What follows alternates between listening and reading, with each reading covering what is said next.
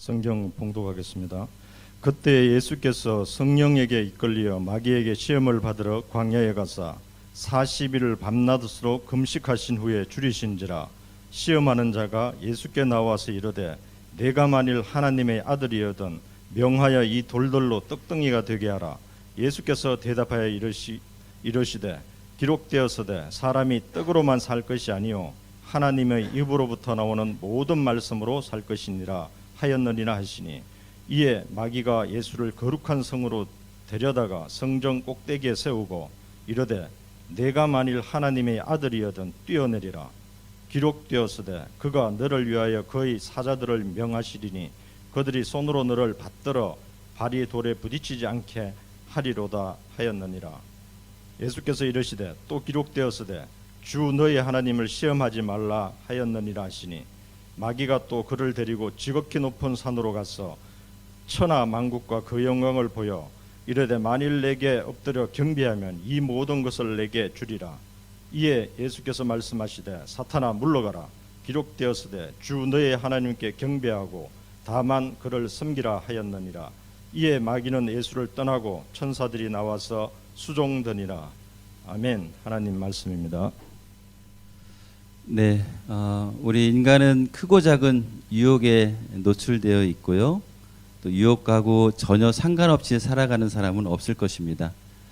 처음 창조된 아담과 이브가 뱀의 유혹을 받아서 타락했다고 성경은 증언하고 있는데요.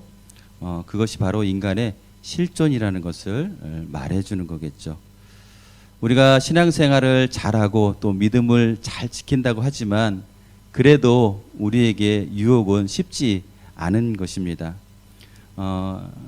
성당에 다니시는 분들은 이제 수도원에도 들어가기도 하고 또 저희 기도원에도 이렇게 들어가서 살기도 하지만 그곳에 들어간다고 해서 유혹이 사라지는 것은 아니기 때문입니다.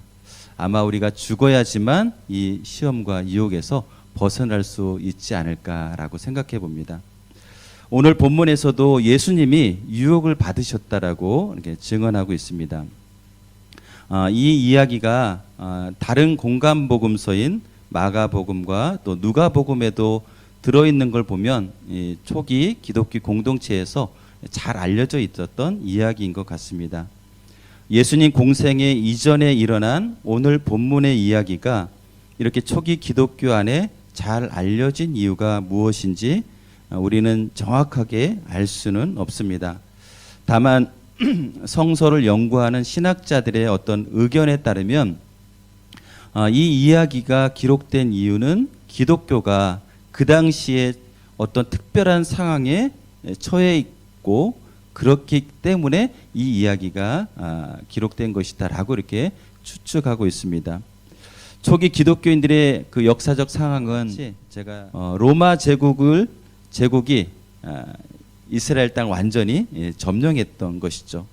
그리고 유대인들이 이렇게 무력으로 전쟁을 통해서 다시금 독립을 쟁취하려고 했던 것들은 기원 후 70년 정도에 완전히 실패로 이제 끝나게 되었던 것입니다. 그래서 수많은 사람들이 죽게 되었고 예루살렘 성전도 완전히 파괴되었고 사람들은 여러 곳으로 흩어지게 되었던 것입니다. 그들은 이제 자신들의 힘만으로 로마 제국과 맞선다는 게 불가능하다는 사실을 깨닫게 되었습니다.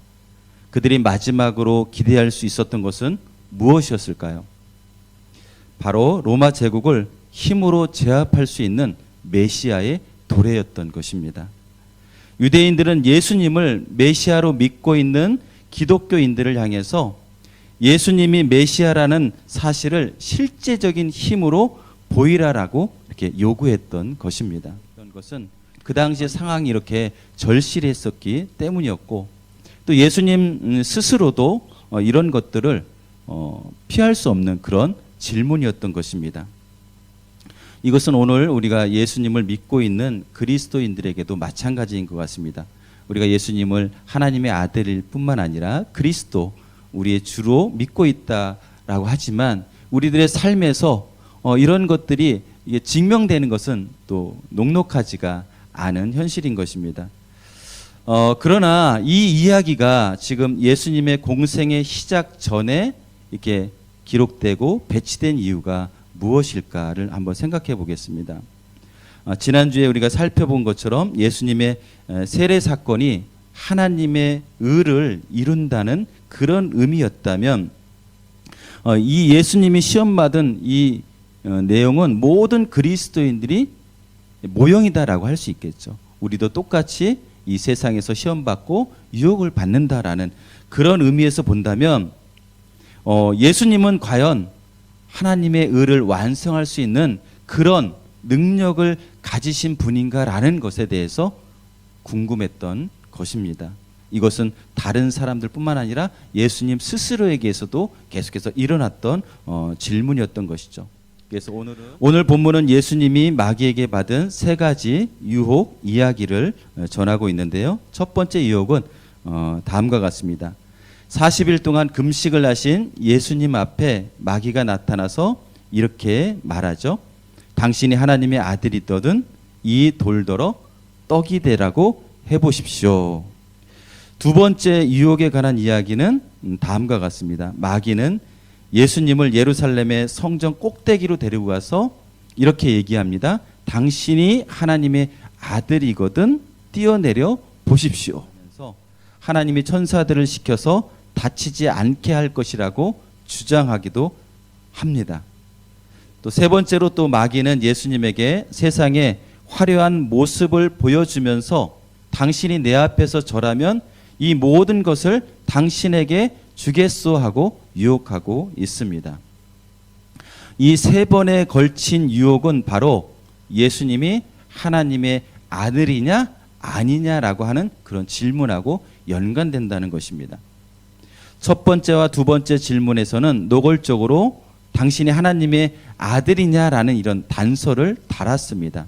세 번째 질문에는 그런 단서가 없지만 그 안에 그런 의미를 담고 있다고 해야겠습니다. 아까 말씀드렸지만 초기 기독교인들은 예수님을 하나님의 아들로 믿었습니다. 바로 그 사실이 기독교의 정체성이었던 것이죠. 그들은 믿음으로 그렇게 받아들일 수는 있었지만 주변에서는 그것을 용납하지는 않고 있습니다. 그들은 증거를 대라고 이렇게 압박하는 거죠. 하나님의 아들이라고 한다면 세상을 지배해야 하는데 예수님이 하나님의 아들인 증거가 무엇이냐라고 말하는 것입니다. 우리는 이제 그 마태복음이나 이런 복음서 뒤편에 예수님이 이런 능력을 행하시는 분이시다라는 것을 저희가 잘 알고 있습니다. 그러나 아까 말씀드렸다시피 이 시험에 받는 그런 내용이 공생애를 하기 전에 기록되었다라는 것이죠. 그래서 공생애를 시작하면서 예수님이 과연 누구냐라는 그런 정체성에 대한 질문으로 이 내용을 말하고 있다라는 거죠. 우리는 이제 여러 가지로 증거를 이렇게 될 수 있지만 실제로 믿지 않는 사람들에게는 그것이 증거로 와닿지 않는다는 게 문제라는 것이죠. 예수님이 부활하셨다. 그것이 가장 결정적인 증거다라고 또 우리 믿는 사람은 그렇게 말하고 또 그것을 믿고 있습니다. 그러나 안 믿는 사람은 그럼 예수님이 부활하셨다면 지금 예수님을 그럼 보여달라 이렇게 또 말하는 거죠. 여러분들이 그런 질문과 말 앞에 여러분은 어떻게 대답하시겠습니까? 과연 그런 이런 질문과 갈등 속에 이 예수님이 시험받는 이야기가 오늘 우리가 말하고자 또 성서가 이렇게 전하고자 하는 그런 이유가 있다라고 보겠습니다. 예수님은 자신이 하나님의 아들이라는 사실을 확신하면서 사셨을까요? 저희가 그 누가복음 이야기를 12살 때 예수님 이야기를 했는데 예수님이 예루살렘 성전에 가보니까 본인이 하나님의 아들이심을 이렇게 아마 새롭게 또 강하게 아마 느꼈을 것입니다. 물론 이제 그 누가복음의 이 표현은 예수님은 이미 하나님의 아들이심을 확신하고 계셨고 또 그 하나님의 아들이심을 그가 살아가면서 계속 확신하면서 살았다고 생각하고 그렇게 표현하고 있습니다. 그래서 성경은 그렇게 표현하죠. 하나님과 사람에게 더욱 사랑을 받으셨다라고 이렇게 고백하고 있습니다. 아마 사람에게만 이제 사랑받는 그런 존재가 아니라 하나님과 사람에게라고 표현했던 것처럼 아마 예수님은 본인이 하나님의 아들이심을 계속해서 확신하고 유지하면서 살았던 것입니다. 근데 이런 것들이 쉽지 않잖아요. 우리 또 선교사 훈련을 또 저도 받았고 이렇게 했지만 선교사 훈련 받을 그 당시만 해도 이런 하나님의 사명에 대해서 막 충만합니다. 막 아마 그 성령 충만이 아마 최고죠. 예수님이 아마 예루살렘 성전에 와서 딱 보니까 본인이 하나님의 아들이다라는 것이 아마 엄청나게 충만해져 있지 않았을까라고 생각됩니다. 여러분도 아마 그런 순간들이 있을 겁니다. 하나님이 여러분에게 말씀하시는 그때, 하나님의 음성을 들은 때, 그리고 소명을 깨달으신 그런 어떤 순간들, 그럴 때 아마 우리는 하나님의 말씀으로 성령으로 아마 이렇게 막 충만해져 있을 것입니다. 저도 이제 선교사 이제 훈련 받고 막 점점 선교사 훈련 받고 나면은 맨 마지막 이제 수료하기 전에는 막 성령이 엄청 충만해져 있습니다. 근데 이제 그 훈련 마치고 이제 안산에 이제 제가 이제 배치됐는데 안산에 배치를 딱 하다 보니까 이제 선교지잖아요. 저희가 선교지라고 생각하고 이제 그 파송받은 곳인데 가서 사역을 하다 보니까 누구를 만납니까? 성도님들을 만나고 그러니까 동료들을 만나고 또 이렇게 리더십들을 만나잖아요. 그런 그 만남 가운데 하나님의 사역을 한다고 하지만 여전히 갈등과 어려움이 있더라는 거예요. 그러다 보니까는 성령 충만했던 것이 이렇게 점점 이렇게 다운이 되더라고요. 근데 예수님은 어떠셨을까? 예수님이 인간의 삶을 사셨잖아요. 30세까지 이렇게 사시면서 지금 공생애를 시작하기 막바지 전인데 아마 예수님은 어떠셨을까? 그리고 공생애를 하는 그런 과정에서 계속 그분은 하나님의 아들이시며 본인이 구세주라는 거, 그런 사명을 한치도 잊지 않고 이렇게 충만하게 사셨을까? 이런 어떤 고민을 해보는 거죠. 예수님도 우리와 똑같은 인간이셨죠.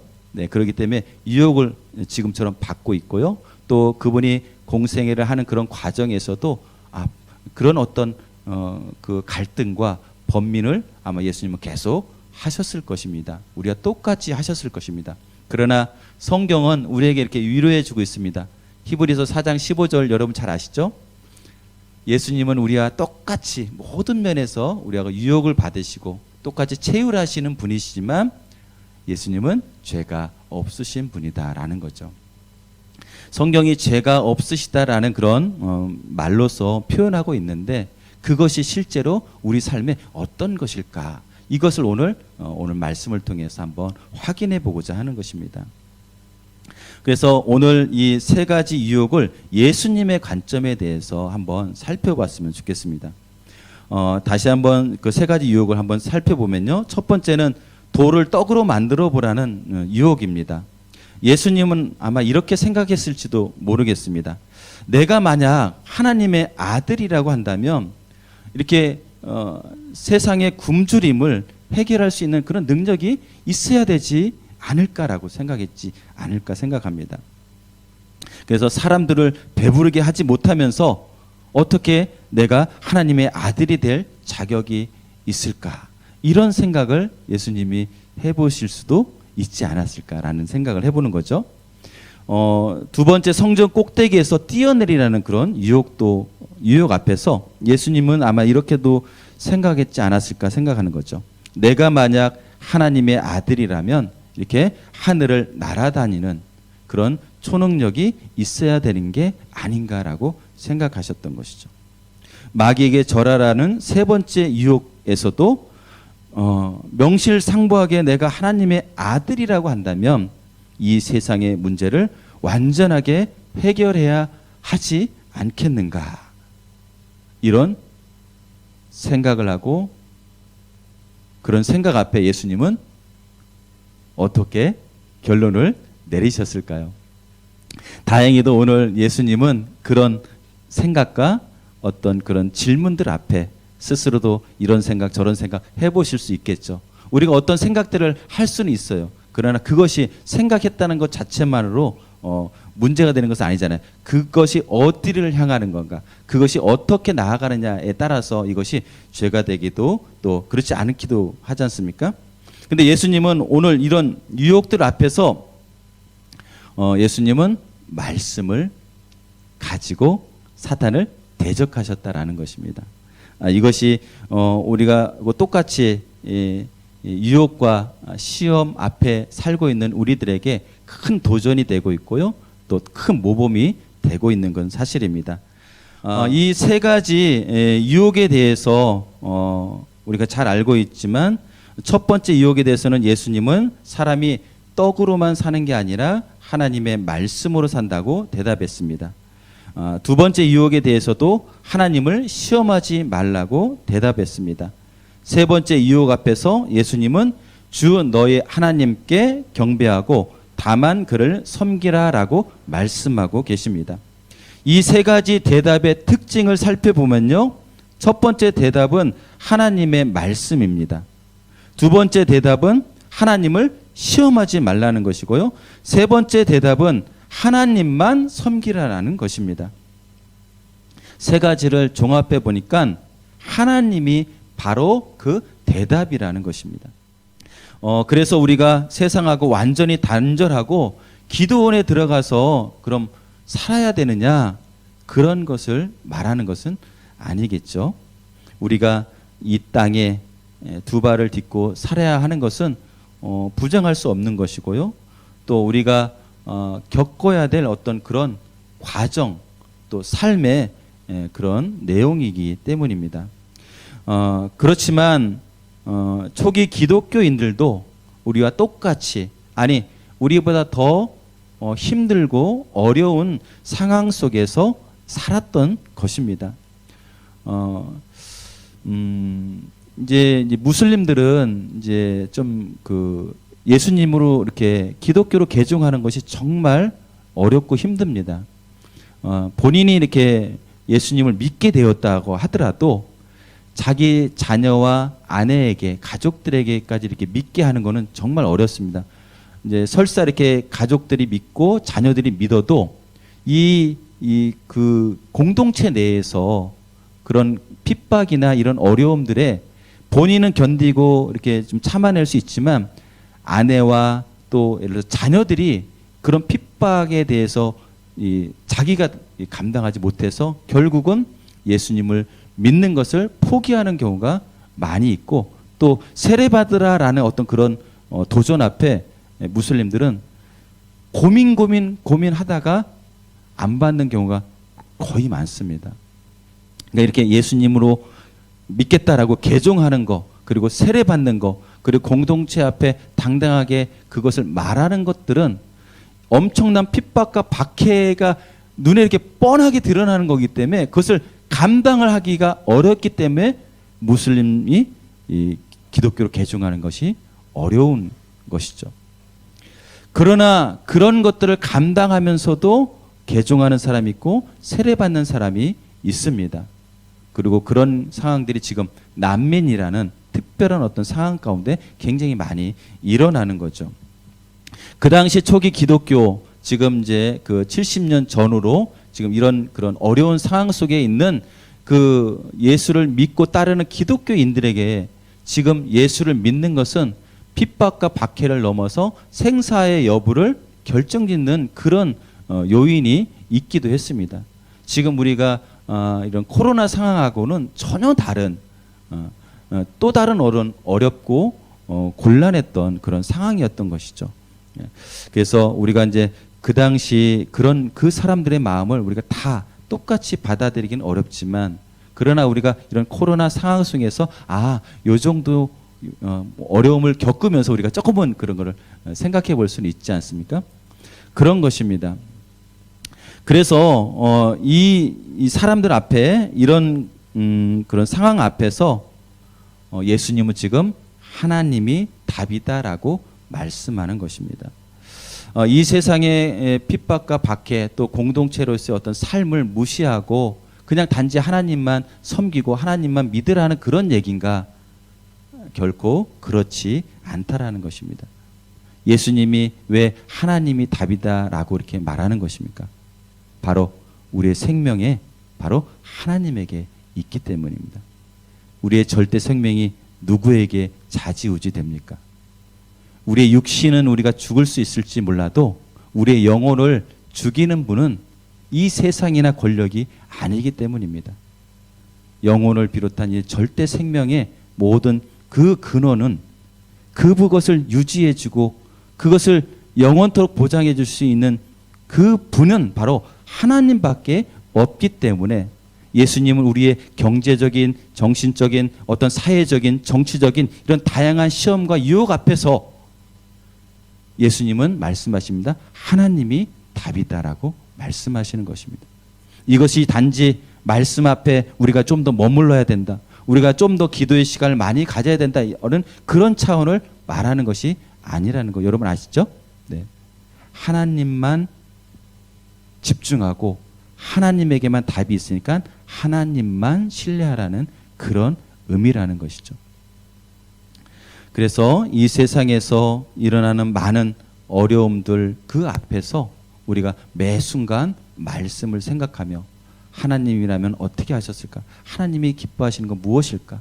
예수님이라면 어떻게 하셨을까? 우리가 끊임없이 그렇게 생각하면서 예수님이 하셨던 그리고 예수님의 본을 보였던 그것을 우리가 붙잡고 쫓아가는 것입니다.